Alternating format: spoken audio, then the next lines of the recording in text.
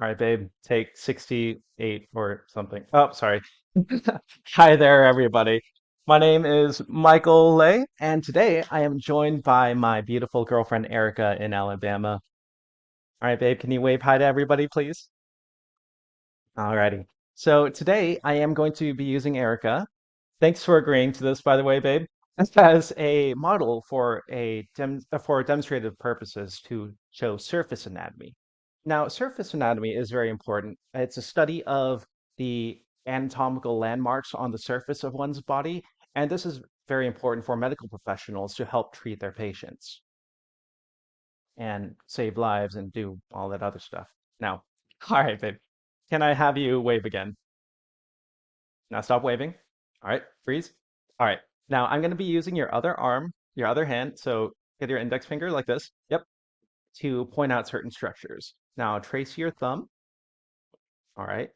And now go all the way down until you feel sort of hard part. And that is part of your bone. Perfect. Now that is the radial styloid of your radius, which is one of your arm bones or um, your arm bones. Uh, and that's part of your skeletal system. Okay, babe. Now, can you move your palm close to the screen? Yep. And now do that cool wrist thing I taught you. Okay, perfect.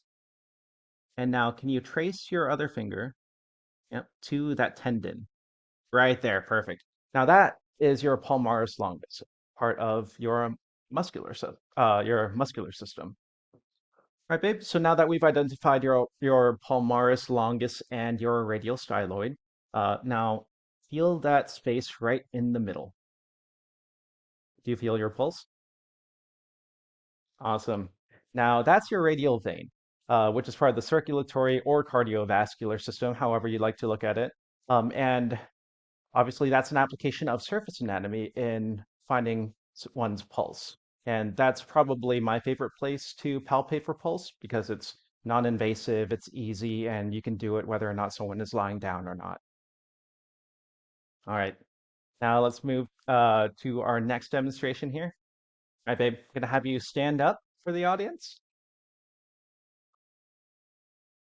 All righty. Now, can you put your hands on your hip bone for me? Okay, perfect. Now that's your iliac crest, part of the skeletal system. Okay, now can you turn around for me, babe? Do a 180. Sweet. Okay, now move your hands towards your spine if you can. Yep, keep tracing that line. Yep, perfect. Now hold right there. Now that is the L4 or L3 vertebra. It's probably the L4. All right, babe, that's good. You can sit down. I'm gonna talk about it now.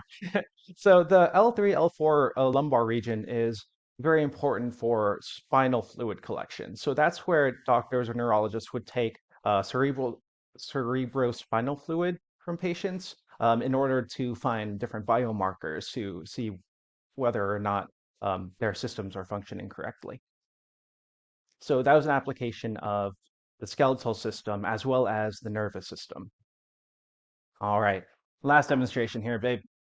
So we're gonna be having you do this thing right here. Yep. Hold out the inside of your elbow. Perfect. All right. Now trace with your other hand the inside of your elbow. Yep. Try to find a hard spot.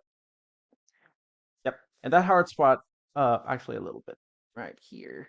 Yeah, yeah, you got it. So that hard spot actually corresponds to your humerus, the medial epicondyle specifically. All right. Now trace inward towards the first vein that you can notice. Perfect. Thanks, babe. And that's your cubital vein. Now, do you see another vein on that part of your elbow? Yep. Let's move it a little bit further. Yeah, perfect. And that right there is the cephalic vein. All right, baby, you can sit down. Well, you see Arlo in the background. And so those two veins are important for phlebotomists or nurses or whoever or people who do blood draws in general. So those veins are important for blood withdrawals. All right.